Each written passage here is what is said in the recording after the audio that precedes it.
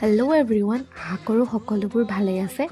ময়ো দিনটোৰ আৰম্ভণি লাল চাহৰ কাপৰ পৰাই কৰিছোঁ। তাৰপাছত আহিছিল মোৰ এটা পাৰ্চেলটো ৰিচিভ কৰাৰ পাছত আজি আমাৰ ঘৰলৈ আহিছিল মোৰ এগৰাকী লগৰ।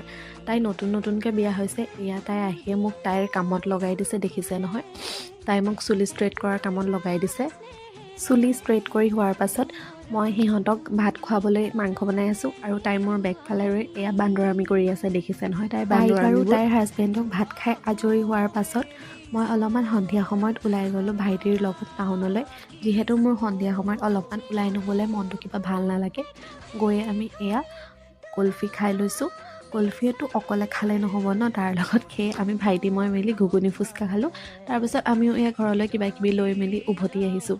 যিহেতু ফাকুৱাৰ বতৰ, ফাকুৱা কেইবিধমান নিকিনিলে জানো হ'ব।